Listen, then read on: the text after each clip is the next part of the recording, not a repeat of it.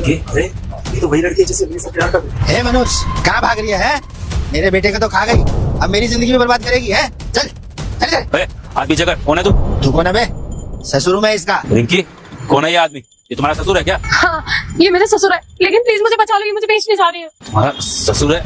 पर क्या हो गया तुम्हें? ये तुमने विधवा की साड़ी क्यों पहनी हुई है? और तुम्हारा ये ससुर है तो तुम्हें ऐसे बदतमीजी से क्यों खींच के लेके जाने की कोशिश कर रहा है? वो मेरा पति अब इस दुनिया में नहीं है, और ये मेरा ससुर मुझे भी नहीं जीने दे रहा है। ये मुझे किसी को बेचने जा रहे हैं। क्या बेचना चाहते हैं? क्यों बेचना चाहते हो तुम इसे? अबे पैसों की जरूरत है मुझे। ये मनोज मेरे बेटे को तो खाई गई है। वो कमा के लाता था तो मेरी दारू भी चलती थी, घर का खर्च भी चलता था। अब दारू भी नहीं है, घर का खर्च भी चलाना है, तो कहाँ से चलेगा है? इसे बेचूंगा, पैसे आएंगे और फिर ऐसे जीऊंगा। और ऐसी मनोज औरत को अपने घर में रखूंगा काहे को? बेटे को तो खाई गई है, कल को मैं ही मर गया तो? अरे इसको बेचूंगा तो 4 पैसे आएंगे, समझा? कितने रुपए में बेच रहे हो इसे? 10 लाख रुपए में बात हुई है इसकी। लेके गया था बाबू के पास, उसने बोला लेके आ जा, अभी हाथ कर दूंगा पैसे।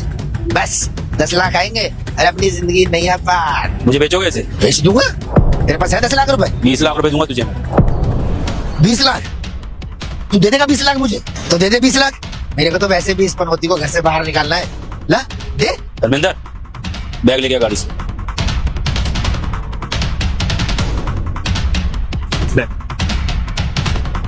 बेटा मुझे इग्नोर मत करना। आज जो भी इस वीडियो को एक लाइक करके सब्सक्राइब करेगा उसको 2 घंटे में खुशखबरी मिलेगी। यकीन ना हो तो करके देख लो और जाते जाते कमेंट में हर हर माह।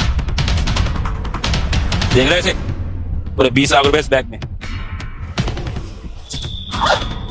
पकड़, और आज के बाद अपनी शक्ल मत दिखाइयो। आज के बाद ये मेरी अमानत है। चल निकल यहाँ से। हाँ जा रहा हूँ, ले जा इसे। चलो बैठो गाड़ी में, धर्मेंद्र ऑफिस चलते हैं। रिंकी, ये क्या हालत बना रखी है तुमने?